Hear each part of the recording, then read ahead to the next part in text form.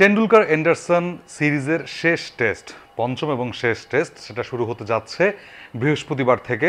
এবং দি ওভালে যখন এই টেস্টে মুখোমুখি হবে ভারত এবং ইংল্যান্ড, উত্তাপটা আগে থেকেই টের পাওয়া যায় এবং যাচ্ছেও কিন্তু। তবে এবার টেস্ট শুরু হওয়ার আগেই ভারত ইংল্যান্ড দুই শিবিরেই কিন্তু একটু অস্থিরতা টের পাওয়া যাচ্ছে। সেটা গৌতম গম্ভীরের সাথে সেই দি ওভালের যিনি কিউরেটর আছেন লি, তার সাথে যে বাকবিতণ্ডা, সেটা আরও বেশি আগুনটাকে উস্কে দিয়েছে। এবং তার পাশাপাশি ইংল্যান্ড যখন আজকে তাদের একাদশটা ঘোষণা করে দিয়েছে, সেখানেও অনেক অনেক সারপ্রাইজ এলিমেন্ট অপেক্ষা করছে সবার জন্য। সো সব কিছু মিলিয়ে সেই উত্তাপটা টের পাওয়া যাচ্ছে যে 2-2 হতে যাচ্ছে এই টেস্ট ম্যাচ শেষে এই সিরিজের ফল, নাকি 3-1 হতে যাচ্ছে। এটা নিয়েই ছোট্ট করে বিশ্লেষণ করব আজকে হোয়াট দ্য পিচে। প্রথমত আমি যদি এই মাঠে ইংলিশদের পারফরমেন্স বিচার করি, সেক্ষেত্রে বলতে হবে যে ইংলিশরা এই মাঠটাকে খুব একটা পয়া বলবে না তাদের জন্য। কেন সেটা বলছি, 105টা টেস্ট খেলেছে তারা, 106টা ইনফ্যাক্ট, এবং সেখানে 45টা টেস্ট তারা জয়লাভ করেছে, হেরেছে 24টা এবং ড্র করেছে 37টা। অর্থাৎ উইন লস ড্র রেশিওটা মিলিয়ে তাদের জয়ের সংখ্যাটা কিন্তু একটু কম এই মাঠে। এবং ভারতের দিকে যদি আমি যাই, ভারত কিন্তু এই মাঠে খেলেছে 15টা টেস্ট এখন পর্যন্ত, জিতেছে মাত্র 2টা, বাট হেরেছে 6টা এবং ড্র করেছে 7টা। অর্থাৎ ভারতের কিন্তু এই মাঠে দুটো জয়ের সুখস্মৃতি আছে এবং দুটোই কিন্তু তাদের খুব সমসাময়িক সময়ে।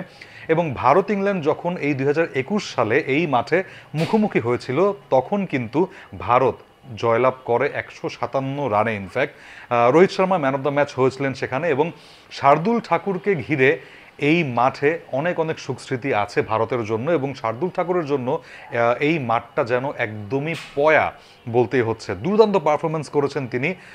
তার কথায় যাওয়ার আগে ভারতের এই মাঠে শেষ টেস্টটার কথা মনে করিয়ে দিই, যেটা আবার ভারতের জন্য একটু তিক্ত।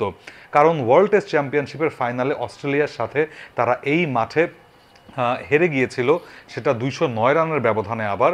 কিন্তু সেই ম্যাচেও শার্দুল ঠাকুর দুর্দান্ত করেছিলেন। প্রথম ইনিংসে একটা 50 ছিল, প্রথম ইনিংসে তিনি 2টো উইকেটও পেয়েছিলেন, যদিও দ্বিতীয় ইনিংসে রানও করতে পারেননি, উইকেটও পাননি সেখানে। বাট 2021 সালের ওই ম্যাচটাতে শার্দুল ঠাকুর 2টো ইনিংসেই 2টো দুর্দান্ত 50+ ইনিংস খেলেছিলেন, উইকেটও নিয়েছিলেন বেশ 3টা প্লাস উইকেট নিয়েছিলেন তিনি 2টো ইনিংস মিলিয়ে। সো সব কিছু ইঙ্গিত করছে যে ভারতের জন্য এই মাঠটা একটু হলেও একটা পজিটিভ ভাইব দিচ্ছে, যেখানে ইংলিশরা খুব একটা স্বস্তিতে নেই। এবং অস্বস্তিতে থাকার আরও বড় কারণ হচ্ছে, ইংলিশরা এই মাঠে গত বছর খেলেছিল 2024 সালে শ্রীলঙ্কার বিপক্ষে, এবং শ্রীলঙ্কা তাদেরকে এই ওভালেই কিন্তু হারিয়ে দেয় ডেফিনেটলি। এবং ইয়াস, বাথন নিশাঙ্কার দুর্দান্ত সেঞ্চুরিতে ভর করে শ্রীলঙ্কা এই মাঠে 8 উইকেটে জয়লাভ করে ইংল্যান্ডের বিপক্ষে। সো সব কিছু মিলে মনে হচ্ছে যে একটু হলেও যেন ইংল্যান্ডের ব্যাক অফ দ্য মাইন্ডে এই জিনিসটা কাজ করবে। সেই ম্যাচের কথা বলতে বলতেই আরও একজন মানুষের কথা মনে পড়ে যাচ্ছে, যাকে সময়ের স্রোত ঠিক সেই ওভালেই ফিরিয়ে এনেছে অ্যাজ আ ক্যাপ্টেন। ইয়াস, ইংলিশরা আজকে যখন টেস্ট একাদশটা দিয়ে দিয়েছে, সেখানে তারা 4-4টা পরিবর্তন করেছে। এবং সেই 4-4টা পরিবর্তনের মধ্যে সবচাইতে বড় পরিবর্তনটা কিন্তু ক্যাপ্টেন্সিতে। ইয়েস, বেন স্টোকস তিনি খেলছেন না, ইংলিশদের হয়ে দুর্দান্ত পারফরমেন্স করে চলেছেন তিনি এই সিরিজে সব কিছু মিলিয়ে। এবং টেস্ট র্যাঙ্কিংয়ে যখন আজকে আমরা সুসংবাদটা পেলাম যে মেহেদী মিরাজ 2 নম্বর পজিশনে আছেন, 1 নম্বরে সেখানে রবীন্দ্র জাদেজা, তার ঠিক পরেই 3 নম্বরে কিন্তু বেন স্টোকস। এই টেস্ট ম্যাচেও দুর্দান্ত পারফরমেন্স করলে মেহেদী মিরাজকে তিনি ছাড়িয়ে যেতে পারতেন, বাট তিনি খেলছেনই না। So it's a good news for Bangladesh at least. So Ben স্টোকসের কথায় যদি আসি, তাকে বিশ্রাম দেওয়া হয়েছে এবং তার পরিবর্তে তাকে তাকে সহ আরও 4টা পরিবর্তন করেছে ইংল্যান্ড। বেন স্টোকস নেই, জফরা আর্চার নেই সেখানে। সো বলতেই হচ্ছে বড় একটা ধাক্কা।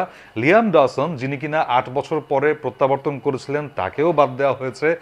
সো সব কিছু মিলিয়ে ইংলিশ কন্ডিশনে এবং কার্স তিনিও বাদ পড়ে গেছেন, তাকেও বিশ্রাম দেওয়া হয়েছে। সো জশ টাং, গাস অ্যাটকিনসন এবং জ্যাকব বেথল তিনি কামব্যাক করছেন আবার সেই জায়গাটাতে।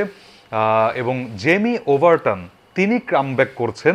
আরও একটা ফান ফ্যাক্ট হচ্ছে যে ভারত ইংল্যান্ড 2021 সালে যখন খেলেছিল এই মাঠে শেষবার, তখন জেমি ওভারটনের ভাই ক্রেইগ ওভারটন তিনি কিন্তু সেই টেস্ট ম্যাচটাতে ছিলেন ভারতের বিপক্ষে, অর্থাৎ ইংল্যান্ডের হয়ে খেলেছিলেন তিনি। এত এত কাকতালীয় ব্যাপার বলতে হচ্ছে, মানে মাথায় নেওয়াটা বা অ্যাবজর্ভ করাটা একটু ডিফিকাল্ট হয়ে যাচ্ছে সবার জন্য, আমি নিশ্চিত। সো সব কিছু মিলে 4-4টা পরিবর্তন। জ্যাকব বেথেলকে অনেকদিন ধরেই ইংলিশরা চাচ্ছিল স্কোয়াডটাতে, সো তাকে ফিরিয়ে আনা হয়েছে। লেফট আর্ম অর্থোডক্স স্পিনার, তিনিও ব্যাটিংটাও বেশ ভালো জানেন। এবং গাস অ্যাটকিনসন, জশ টাং, তাদেরকে আবারও ফেরত আনা হয়েছে। জেমি ওভারটনকে ফেরত আনা হয়েছে। ক্রিস ওকস তো আছেই। সো চারজন পেসার নিয়ে কিন্তু ইংলিশরা নামছে এই মাঠে ভারতের বিপক্ষে। এবং ফ্যাক্টের কথায় যদি আসি, অনেকেই বলছেন ভারতীয় স্কোয়াডে কুলদীপ যাদবকে ফিরিয়ে আনতে, কারণ এই মাঠের আমি যদি হিসাবটা করি, পিচটা মোটামুটি একটু ফ্ল্যাটের দিকেই থাকে এবং যত দিন গড়ায় এই উইকেটে কিন্তু ব্যাটিং করাটা ইজিয়ার হয় খানিকটা। আপনি যদি এই মাঠের সর্বশেষ টেস্টগুলো দেখেন, সেখানেও কিন্তু পরে ব্যাটিং করা দল খানিকটা সুবিধা পেয়েছে, ম্যাচ জিতেছে। এবং সর্বশেষ ম্যাচ যেটা আমি বললাম, শ্রীলঙ্কা তাড়া করে জিতেছে, রান চেস করে জিতেছে সেই ম্যাচে। সো অবশ্যই আবার এর আগের ম্যাচগুলোতে যদি যাই, রানের ব্যবধানে জয়লাভ করেছে দলগুলো। সো এই মাঠে আপনাকে ডেফিনেটলি অনেক বড় বড় টার্গেট প্রতিপক্ষকে দিতে হয়। ইংল্যান্ড শ্রীলঙ্কার কাছে যেই ম্যাচটাতে হেরেছে, সেই ম্যাচটাতে ডেফিনেটলি ইংল্যান্ড খুব বেশি টার্গেট দিতে পারেনি, মাত্র 209 বা 219 রানের টার্গেট দিয়েছিল তারা শ্রীলঙ্কাকে। So you need to give a huge target to your opponent definitely এই মাঠটাতে জিততে হলে। এবং শেষ ম্যাচের কথা বলছিলাম, যার দুঃখ স্মৃতি আছে অবশ্যই, সেই মানুষটা হচ্ছেন অলি পোপ। সময়ের স্রোতে তিনি আবারও ওভালে ক্যাপ্টেন্সিটা পেয়েছেন বেন স্টোকসের জায়গায়, এবং তিনি যেই একটা ম্যাচে ইংলিশদের অধিনায়কত্ব করেছেন, সেই ম্যাচটা এই শ্রীলঙ্কার বিপক্ষেই ছিল, যেখানে একটু আগে বললাম শ্রীলঙ্কা সেই ম্যাচে ইংল্যান্ডকে হারিয়েছিল। সো সব কিছু মিলিয়ে ইংল্যান্ড যেন একটা অশনি সংকেত দেখতে পাচ্ছে যে অলি পোপের কাছে আবার ক্যাপ্টেন্সি ফেরত গেছে, এবং এই মাঠে শেষ ক্যাপ্টেন্সি স্টিন্টে তিনি জয়লাভ করতে পারেননি। সো আবারও সেই একই রিপিটটা হয় কিনা। চারজন পেসারের কথা বলছিলাম আমি, অবশ্যই যে চতুর্থ ইনিংসে ব্যাটিং করাটা একটু হলেও ইজি হয়। প্রথম দিকে প্রথম 2 বা 3টা দিন এই উইকেটে পেসাররা খানিকটা সুবিধা পান, যেহেতু ডিউক বল একটু প্রথম দিকে হার্ড থাকে। যত দিন যায় ডিউক বলের কিন্তু সেই সিম পজিশনটা একটু তাড়াতাড়ি করে পুরনো হয়ে যায়, এবং যখন বলটা হার্ড থাকে তখন কিন্তু পেসাররা বেশ ভালো বাউন্স, সুইং সব কিছুই পান। যত পুরনো হয় তত কিন্তু ডিউক বলটা খুব তাড়াতাড়ি শাইন হারায়, এবং তখন কিন্তু স্পিনাররা একটু হলেও সেই সুবিধাটা নিতে পারেন এক্ষেত্রে সেই চতুর্থ বা পঞ্চম দিনে। সো কুলদীপ যাদবের কথা অনেকে বলছেন, কিন্তু এখানে আবার একটু কনফিউশনের জায়গা তৈরি হয়েছে অবশ্যই। আপনি যদি দেখেন যে টোটাল 112টা ম্যাচ এই ওভালে খেলা হয়েছে, এবং এখানে প্রথমে ব্যাটিং করা দল 42 বার জিতেছে এবং পরে ব্যাটিং করা দল 30 বার জিতেছে, ড্র হয়েছে 40টা। এবং এখানে যদি আমি উইকেটের কথা বলি, সব কিছু মিলিয়ে টোটাল উইকেট আমি যদি এই শেষ 2টা বা 3টা টেস্টের কথা বলি, সেখানে 72টা উইকেট পড়েছে সব মিলিয়ে দুটো টেস্টে, এবং সেখানে ফাস্ট বোলাররা উইকেট নিয়েছে 57টা এবং স্পিন বোলাররা উইকেট নিয়েছে 14টা। এখানে কিন্তু আরেকটু শুভঙ্করের ফাঁকি আছে ডেফিনেটলি। এই 14টা উইকেটের মধ্যে প্রথম 2 বা 3টা দিনে, অর্থাৎ প্রথম 2টো ইনিংসে স্পিনাররা কিন্তু খুব বেশি উইকেট পাননি। সেক্ষেত্রে এই 14টা উইকেটের মধ্যে 5টা বা 6টা উইকেট গেছে প্রথম ইনিংসে, প্রথম 2টো ইনিংসে, প্রথম শেষ 2টো টেস্টে, এবং বাকি যেই 8টা বা 9টা উইকেট আছে সেটা কিন্তু নেওয়া হয়েছে আবার তৃতীয় এবং চতুর্থ ইনিংসে, অর্থাৎ চতুর্থ এবং পঞ্চম দিনটাতে। সো আপনি কিন্তু যতই ভাবেন যে পেসাররা এখান থেকে অনেক অনেক সুবিধা পাবে, স্পিনাররা কিন্তু সেই পার্থক্যটা গড়ে দিতে পারে চতুর্থ বা পঞ্চম দিনে, যদিও রেশিওটা স্পিনারদের উইকেট নেওয়ার এই ওভালে একটু কম। সেক্ষেত্রে এই কথা চিন্তা করলে দেখতে হয় যে সেখানে জ্যাকব ব্যাথেল ছাড়া তাদের কিন্তু আর কোনো স্পেশালিস্ট স্পিনার নেই ইংলিশদের। জো রুট হাত ঘুরাবেন নিঃসন্দেহে বরাবরের মতো। ইন্ডিয়ার কিন্তু সেই লাক্সারিটা আছে যে তারা অ্যাটলিস্ট 3টা স্পিনার নিয়ে খেলাতে পারে এই টেস্ট ম্যাচটা। কিভাবে? আমি যদি প্রথম দিক থেকে আসি, তার আগে চিন্তা করতে হবে আপনাকে জাসপ্রীত বুমরা এই টেস্ট ম্যাচটাতে খেলবেন না সেখানে, এবং তার পরিবর্তে আকাশদীপের ইনক্লুশনটা অনেকটাই নিশ্চিত। সো আকাশদীপ এবং সিরাজ, তাদেরকেই চিন্তা করা হচ্ছে। তৃতীয় পেসার হিসেবে অনেকেই বলছেন আর্শদীপের কথা এক্ষেত্রে, এবং আর্শদীপ তার ডেবুটা ডিজার্ভ করেন। প্রসিদ্ধ কৃষ্ণাকে নিয়ে আসা হবে কিনা সেটা অনেক কথা বলছেন এক্ষেত্রে, বাট আমার মনে হয় মাঠের শেপের কথা চিন্তা করলে এবং সুইংয়ের কথা চিন্তা করলে এক্ষেত্রে আই থিঙ্ক আর্শদীপকে সেই লেফট হ্যান্ড সিমারও যেহেতু একটা অ্যাডভান্টেজ পেতে পারেন, তাকে নামিয়ে দেওয়া যেতে পারে। 3 জন পেসারের কথা আমি বললাম, অর্থাৎ 9, 10, 11 প্রথম থেকে যদি আমি আসি সেক্ষেত্রে ঋষভ পান্ত কিন্তু নেই। সো ধ্রুব জুরেল নিশ্চিতভাবেই ঢুকে পড়বেন ঋষভ পান্তের সেই 5 নম্বর পজিশনে।